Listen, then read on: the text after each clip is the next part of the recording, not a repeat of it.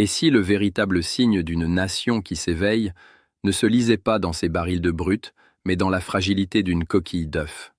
On nous a longtemps dit que notre terre ne savait que consommer, qu'elle était dépendante des caprices des marchés mondiaux pour nourrir ses enfants.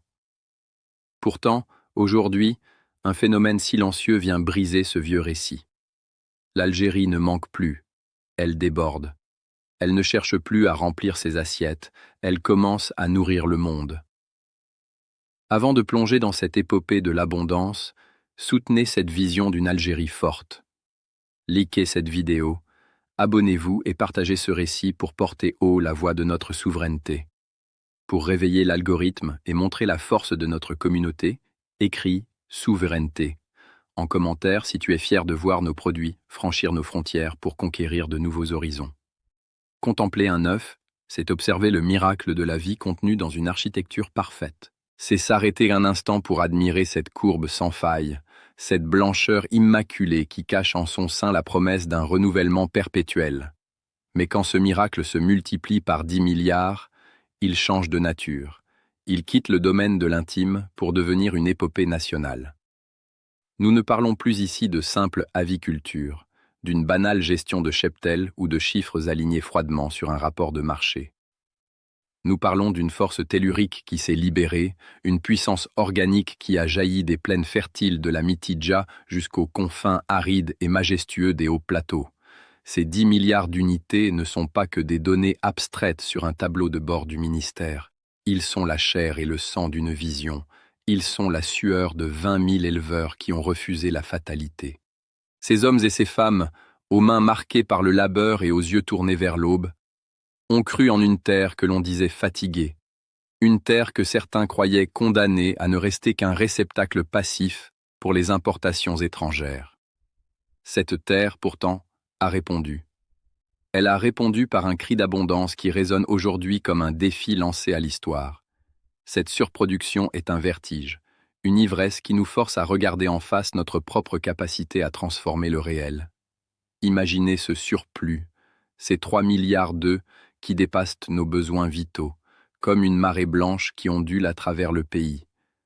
C'est une image presque onirique, mais dont la réalité matérielle est d'une densité étouffante. Cette marée menace aujourd'hui de submerger ceux-là même qui l'ont créée, car elle porte en elle le paradoxe cruel de l'abondance. Nous avons appris, durant des décennies, à gérer le manque, à craindre la pénurie, à organiser la survie. Mais sommes-nous prêts à gérer le succès? Quand le succès devient un fardeau, quand l'excellence de la production provoque la chute brutale des prix sur les étals, c'est tout l'équilibre d'une filière qui vacille. Derrière la baisse des prix qui réjouit le consommateur urbain, se cache l'angoisse silencieuse du producteur qui voit son investissement s'évaporer, mettant en péril l'existence même de milliers de familles rurales. C'est ici, précisément à cet instant de bascule, que la psyché nationale est mise à l'épreuve. Ce n'est plus une question de technique agricole, c'est une question de philosophie politique. Sommes-nous condamnés à gaspiller nos richesses, à laisser pourrir le fruit de notre travail faute d'imagination, ou sommes-nous capables de transformer ce poids, cette surcharge, en un levier de puissance inédit? Le silence des hangars, ces structures d'acier qui parsèment nos campagnes, ne racontent plus la vieille peur du manque qui a hanté les générations passées. Il raconte désormais l'impatience d'un pays qui se sent désormais trop étroit pour son propre génie productif. L'Algérie de 2026 n'est plus cette nation qui quémande sa place à la table des autres. Elle est celle qui prépare le festin. Mais un festin si vaste qu'il déborde de nos propres frontières. Cette sensation de trop-plein est le signe d'une mue profonde, le passage de l'économie de survie à l'économie de bâtisseur. Il y a quelque chose de sacré dans cet excédent. Il est le témoin d'une rupture avec le passé, une preuve par l'acte que la souveraineté alimentaire n'est pas un slogan, mais une réalité physique, palpable, fragile comme une coquille et pourtant résistante comme le destin. On sent, dans l'ère des marchés et dans les discussions des coopératives, une électricité nouvelle. C'est l'énergie d'un peuple qui découvre que son sol n'est pas un désert, mais un réservoir infini de possibilités, Les 20 000 éleveurs ne sont pas des techniciens isolés, ils sont les sentinelles d'une nouvelle dignité. Ils ont prouvé que l'Algérie pouvait saturer son propre marché, une étape que beaucoup pensaient inatteignable. Mais cette saturation crée un vide stratégique. Le marché interne, avec ses 6 à 7 milliards d'œufs consommés annuellement, est devenu un vêtement trop petit pour un corps qui continue de croître. Cette tension entre l'offre massive et le destin national ne demande qu'une seule chose pour se rompre: un cap, une direction vers l'inconnu, une volonté de projeter cette force au-delà des horizons familiers. Nous sommes à la lisière d'un monde où l'œuf algérien devient une ambassade, un message envoyé au reste du bassin méditerranéen et au continent africain. Ce n'est pas seulement de la nourriture que nous transportons, c'est la preuve de notre vitalité. Mais pour que cette vitalité ne se transforme pas en catastrophe économique pour nos producteurs, pour que ces 3 milliards d'unités excédentaires ne deviennent pas le poison de notre propre croissance, il faut oser le saut. Il faut accepter que notre géographie ne soit plus une limite, mais un pont. La contemplation de cet œuf parfait nous ramène ainsi à une vérité brutale. La vie doit circuler pour ne pas s'éteindre. Et cette circulation, cette expansion nécessaire, exige une métamorphose de nos structures de pensée. Le génie de notre peuple a su dompter la terre. Il doit maintenant apprendre à dompter l'espace et le temps du commerce mondial. La marée blanche est là, stationnée à nos portes, palpitante de vie et de risque. Elle attend que nous ouvrions les vannes, non pas par nécessité de nous débarrasser d'un encombrant surplus, mais par l'affirmation d'une puissance qui s'exporte. C'est un moment de vérité où le pays doit choisir entre se replier sur sa propre abondance au risque de l'étouffement ou embrasser sa vocation de géant exportateur. Chaque minute de surproduction qui s'écoule est une pression supplémentaire sur les épaules de nos éleveurs, une pression qui exige une réponse à la hauteur des espoirs qu'ils ont semés dans chaque ferme, de l'est à l'ouest. Cette réponse, elle ne se trouve pas dans les manuels du passé, mais dans l'audace technique et logistique qui se prépare dans l'ombre des ministères et dans le fracas des zones industrielles. Car au-delà de la coquille, c'est toute l'infrastructure de notre avenir qui est en train de se craqueler pour laisser passer une lumière nouvelle, une lumière qui ne demande qu'à éclairer les routes qui mènent vers les ports, vers les camions frigorifiques et vers les nations qui attendent, sans le savoir encore, le fruit de cette terre algérienne qui a enfin décidé de ne plus se brider. Sortir de cette impasse demande plus qu'une simple décision administrative. Cela exige une logistique de guerre économique, un déploiement de force et d'intelligence qui transforme chaque entrepôt en un centre de commandement. L'ouverture des frontières n'est en réalité que la partie émergée d'un immense iceberg technologique et structurel. Car pour qu'un produit aussi fragile qu'un œuf puisse voyager de nos plaines jusqu'au marché de Tunis, de Tripoli ou vers les tables exigeantes des pays du Golfe, il faut bien plus que de la volonté. Derrière chaque carton scellé, prêt à entamer son voyage transfrontalier, se cache une révolution technologique invisible, un maillage de systèmes complexes qui redéfinit ce que signifie produire en Algérie. Pour que notre nation devienne ce hub agricole incontournable dont nous rêvons, elle déploie actuellement un arsenal de traçabilité et de normes sanitaires internationales qui n'ont absolument rien à envier aux géants mondiaux de l'agro-industrie. Nous ne parlons plus d'une agriculture de subsistance, mais d'une ingénierie de précision où chaque degré Celsius, chaque seconde de transport et chaque donnée biologique est scrutée par des yeux électroniques. Nous entrons de plein pied dans l'ère de l'agriculture 4.0, où le passage d'une économie de rente à une économie de bâtisseurs se matérialise par des investissements massifs dans le cerveau de nos exploitations. Ce changement de paradigme se lie dans l'intégration systématique de capteurs de climatisation intelligente au sein de nos complexes avicoles. Imaginez des structures capables d'ajuster leur propre atmosphère en temps réel, prévenant le stress thermique des volailles avant même qu'il ne survienne, optimisant la consommation d'énergie par l'intelligence artificielle pour garantir une qualité constante. Ce n'est plus du hasard, c'est de la maîtrise. Cette vision se prolonge par des systèmes de gestion des stocks entièrement automatisés, où la donnée devient aussi précieuse que le produit lui-même. Savoir exactement quand un œuf a été pondu, dans quelles conditions, et prédire sa durée de vie optimale pour qu'il arrive avec une fraîcheur absolue à des milliers de kilomètres de son point de départ, est le véritable défi de l'ingénieur moderne.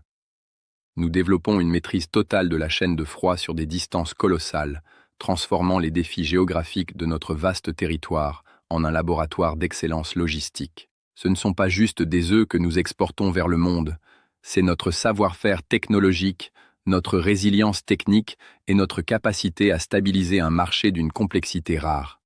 Dans cette nouvelle architecture économique, les éleveurs ne sont plus de simples paysans au sens traditionnel et parfois réducteur du terme. Ils opèrent une métamorphose radicale pour devenir des opérateurs de flux mondiaux, des gestionnaires de données connectés en permanence aux réalités fluctuantes de la demande internationale. Munis de tablettes et de tableaux de bord analytiques, ils surveillent les cours mondiaux et adaptent leur rythme de production grâce à des outils de prédiction météorologique et économique. L'État, de son côté, a compris qu'il ne pouvait plus se contenter de réguler de manière passive. Il agit désormais comme un véritable architecte de la croissance, un stratège qui dessine des corridors d'exportation là où il n'y avait autrefois que des barrières administratives et des déserts logistiques. La numérisation des douanes, la création de guichets uniques pour l'exportation et la mise en place de laboratoires de certification aux frontières sont les fondations de ce nouvel édifice. Chaque camion frigorifique qui franchit aujourd'hui la frontière est, en quelque sorte, un laboratoire mobile de la souveraineté nationale. Il est la preuve mouvante que l'industrie algérienne a atteint une maturité, une solidité technique qui l'autorise désormais à ne plus subir les règles du jeu, mais à commencer à dicter les siennes sur l'échiquier méditerranéen. Nous construisons une infrastructure de la confiance. Lorsqu'un acheteur international choisit le produit algérien, il n'achète pas seulement une denrée, il achète la garantie d'un système qui a su dompter les contraintes du climat et de la distance. Cette rigueur technique est le socle sur lequel repose notre crédibilité future dans tous les autres secteurs de l'agriculture saharienne et de l'industrie transformatrice.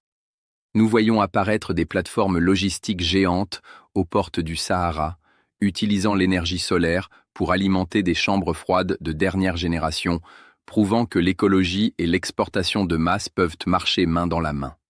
L'ingénierie algérienne est en train de résoudre l'équation complexe de la valorisation des surplus. Au lieu de voir l'excédent comme un problème à éliminer, nos ingénieurs et nos stratèges le voient comme une énergie cinétique à diriger. On ne se contente pas d'envoyer des surplus, on calibre une offre exportable pérenne. Cela implique une standardisation rigoureuse où le design des emballages, la résistance des matériaux et la communication visuelle de notre marque nationale Origine Algérie deviennent des outils de soft power.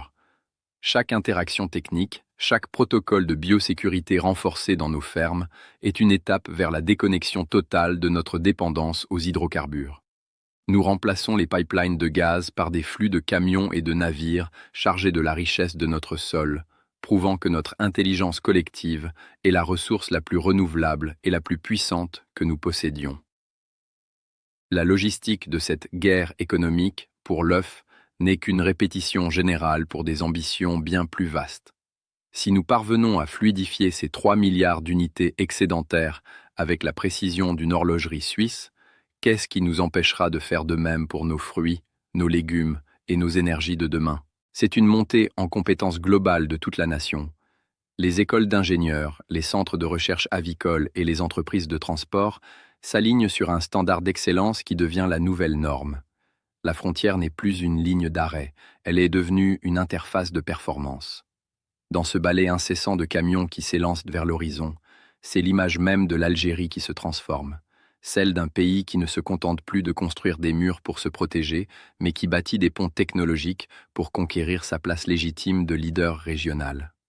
La technique a rejoint l'ambition, et c'est dans ce mariage de la rigueur et de la vision que se dessine la silhouette d'une puissance qui n'a plus peur de sa propre abondance, car elle possède enfin les outils pour la diriger vers le monde. Cette maîtrise du flux et de la donnée nous amène alors à porter notre regard au-delà des machines, vers le cœur battant de cette révolution, l'humain et sa capacité à reconquérir un territoire que l'on croyait perdu. Mais au-delà des machines rutilantes, des capteurs de précision et des chiffres froids qui s'alignent sur les écrans des douanes, il existe une réalité bien plus vibrante, bien plus profonde. C'est le regard de cette nouvelle génération qui a décidé de réécrire son propre destin. Pour comprendre l'ampleur de ce qui se joue avec l'exportation de nos surplus, il faut s'éloigner des centres urbains et aller à la rencontre de ceux qui ont refusé l'exil pour investir le silence du désert et la rudesse des terres arides. Pour ces jeunes Algériens, l'œuf n'est plus un simple produit de consommation courante. Il est devenu le symbole éclatant d'une dignité retrouvée, la preuve matérielle qu'ils sont capables de produire en abondance, là où on ne prédisait que la stérilité. Ils ont grandi dans le récit des pénuries. Ils ont vu leur père lutter avec courage contre les aléas d'un marché autrefois instable, et aujourd'hui, par la force de leur volonté, ils se retrouvent à gérer des surplus mondiaux. C'est là que réside la véritable épopée humaine, dans ce basculement mental où l'on passe de la peur de manquer à l'audace de conquérir. Imaginez l'histoire de ce jeune diplômé, qu'il vienne des universités de Sétif ou des terres prometteuses d'Adrar. Il y a encore quelques années, son horizon semblait se borner à l'étroit confort d'un bureau climatisé dans une administration, ou, pire, au mirage d'une vie ailleurs, loin de ses racines. Pourtant, il a fait un choix radical. Il a troqué la cravate pour la blouse de technicien et la poussière des exploitations.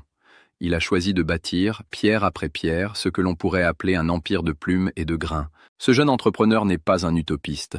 C'est un bâtisseur de l'ombre qui a compris que la véritable souveraineté ne se crie pas dans les micros, mais se forge dans la régularité du travail et l'innovation constante. Pour lui, voir un camion chargé de sa production prendre la route vers l'international, c'est bien plus qu'une simple transaction financière. C'est une validation de son existence. Un message envoyé à ses pairs pour leur dire que le désert n'est pas une barrière, mais une page blanche pour ceux qui ont le courage d'y écrire leur avenir. Ces éleveurs, ces techniciens, ces logisticiens sont les nouveaux soldats de notre indépendance nationale. Leur champ de bataille n'est plus le maquis, mais le marché mondial. En ciblant avec une détermination froide la Libye, la Tunisie et les marchés plus lointains et compétitifs du Moyen-Orient, ils ne cherchent pas seulement le profit immédiat ou la survie de leur entreprise. Ils cherchent, consciemment ou non, à inscrire le nom de l'Algérie sur chaque table étrangère, à transformer notre drapeau en une marque de qualité et de fiabilité. Ils savent que chaque carton qui franchit nos frontières est une ambassade silencieuse. Cette démarche est le fruit d'une solidarité de filière exemplaire. Car ne l'oublions pas, derrière ce succès, il y a eu une crise, une tension extrême qui aurait pu briser les reins de 20 000 exploitations. Mais au lieu de se replier sur eux-mêmes, ces acteurs ont fait bloc.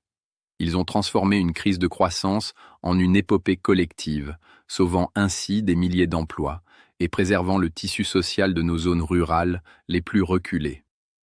Nous assistons à une véritable reconquête mentale. Pendant trop longtemps, nous avons été les spectateurs passifs de la réussite des autres, nous contentant d'importer les fruits du génie étranger avec les revenus d'une rente facile. Ce temps est révolu. Nous sommes désormais les acteurs principaux de notre propre transformation.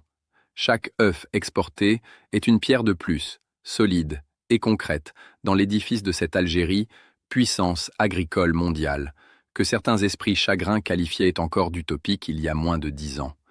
La jeunesse algérienne a compris une vérité fondamentale que la terre enseigne à ceux qui l'écoutent. Elle ne ment jamais. Elle rend au centuple ce qu'on lui donne en rigueur, en vision et en respect. Elle ne se contente plus de nous faire survivre, elle veut nous faire rayonner. Ce rayonnement est la réponse la plus cinglante à ceux qui doutaient de notre capacité à innover. Le génie algérien ne se contente pas de copier des modèles préexistants. Il les adapte, il les tord pour les faire entrer dans notre réalité géographique et climatique unique. Il triomphe des obstacles les plus sombres, qu'ils soient bureaucratiques ou environnementaux, avec une résilience qui force l'admiration. Cette jeunesse ne demande plus la permission d'exister sur la scène internationale. Elle prend sa place, portée par la certitude que l'avenir appartient à ceux qui nourrissent les nations.